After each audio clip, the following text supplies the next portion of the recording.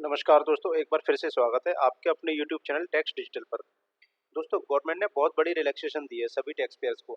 जिन लोगों ने अभी तक टीडीएस की रिटर्न फाइल नहीं किए हैं या जिनको डिफॉल्टर के नोटिस मिले हैं, उनको गवर्नमेंट ने 31 मई 2024 तक की मोहलत दे दी है। क्या है पूरा माजरा, समझते हैं। दोस्तों, आप देख रहे हैं टैक्स डिजिटल, जहां आपको मिलती है फाइनेंस और टैक्सेशन की लेटेस्ट वीडियोस। चैनल पर पहली बार है तो चैनल को सब्सक्राइब करने के साथ साथ बेल आइकन जरूर दबा दें और वीडियो इंपॉर्टेंट लगे तो दोस्तों के साथ शेयर जरूर करें। आपकी स्क्रीन पर ओपन किया हुआ सर्कुलर जो सीबीडीटी ने 23 अप्रैल को जारी किया है।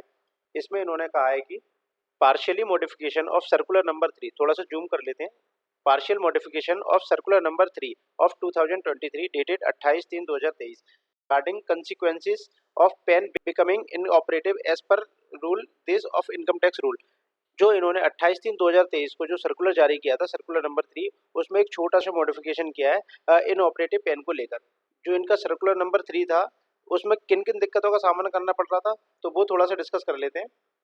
एक नोटिफिकेशन नंबर 15 ऑफ 2023 28 मार्च को इन्होंने जारी किया था, जिसमें इन्होंने क्लेरिफाई कर दिया था जो पर्सन अपने आधार और पैन को लिंक करने से रह जाते हैं या उन्होंने वो फेल्ड हो जाते हैं, उन्होंने वो आधार और पैन अपना लिंक नहीं किया है, तो उनके पैन को इनऑपरेटिव कर दिया जाएगा।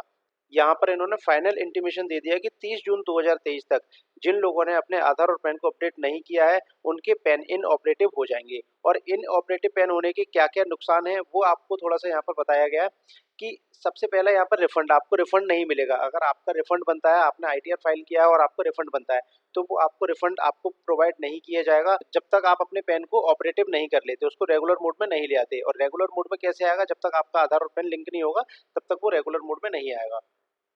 दूसरा, यहाँ पर जो आपका रिफंड बना है उस पर जो इंटरेस्ट लगता है, जो इस पर जो इंटरेस्ट मिलता है, तो वो इंटरेस्ट आपको नहीं मिलेगा उस पीरियड तक का जब तक आपका पैन इनऑपरेटिव रहेगा। तो ये दो बड़े नुकसान है यहाँ पर। के साथ साथ यहाँ पर टीडीएस और टीसीएस को लेकर भी बात की गई है। जो टीडीएस और टीसीएस कटता है आपका, वो आपका नॉर्मल स्लैब रेट के हिसाब से ना कट के हायर रेट के हिसाब से टीडीएस और टीसीएस कटेगा। तो वो काट भी रहे थे लोग, कट भी रहा था। तो हायर रेट यहाँ पर 20% की जहाँ पर डिफाइन की गई है इनकम टैक्स में। मान लीजिए कि आपका कॉन्ट्रैक्ट में 1% के हिसाब से टीडीएस कटना है और यहाँ पर आपका हायर रेट के हिसाब से 20% के हिसाब से आपका टीडीएस कटेगा। आगे इन्होंने बात किया है कि जो सर्कुलर नंबर 3 इन्होंने दिया था 28 मार्च को, उसमें इन्होंने बोल दिया था कि पैन के इनऑपरेटिव होने की जो डेट थी वो 1 जुलाई 2023 थी। यहाँ से आपके पैन इनऑपरेटिव होना शुरू हो गए थे और उसके ऊपर काफ़ी लोगों को डिफॉल्टर के नोटिस भी आए। लोगों ने टीडीएस काट लिया, उसका टीडीएस का रिटर्न फाइल कर दिया, लेकिन उनका पैन इनऑपरेटिव है, तो उन्होंने हायर रेट से टीडीएस नहीं काटा, तो उसके लिए काफ़ी लोगों को डिफॉल्टर के नोटिस भी आए हुए हैं।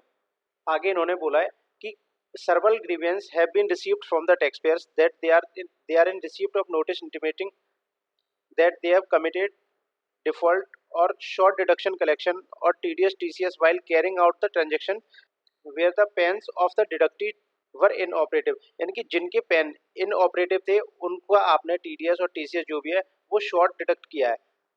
आपको हायर रेट से टीडीएस काटना था, लेकिन आपने नॉर्मल सेक्शन वाइज आपने टीडीएस काट दिया, जिसका उनको नोटिस मिला हुआ है। In such case as the deduction has not been made at a higher rate, demands have been raised by the department against the deductors while processing of TCS statements under section this and under section this of the act। यहाँ पर TDS और TCS का return process करते समय उनको department ने demand निकाल दिया गया है।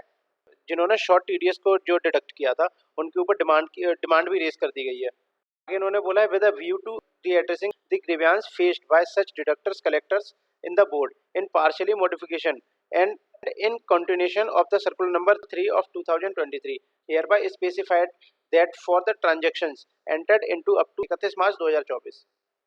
तो यहाँ पर जो इन्होंने सर्कुलर दिया था उसमें जो मॉडिफिकेशन किया है वो इन्होंने मॉडिफिकेशन ये किया है कि 31 मार्च 2024 तक जितनी भी आपके ट्रांजेक्शन्स हैं, डेट याद रखिएगा दोस्तों, 31 मार्च 2024 तक जो भी आपकी ट्रांजेक्शन्स हैं, तो उन ट्रांजेक्शन्स को आप हायर रेट टीडीएस ना काट के आप नॉर्मल रेट से टीडीएस भी काट सकते हैं, नॉर्मल रेट से टीडीएस काट सकते हैं। लेकिन उसमें आपको ये याद रखना होगा कि 31 मई 2024 तक ये डेट 31 मई 2024 तक आपका पैन ऑपरेटिव हो जाना चाहिए।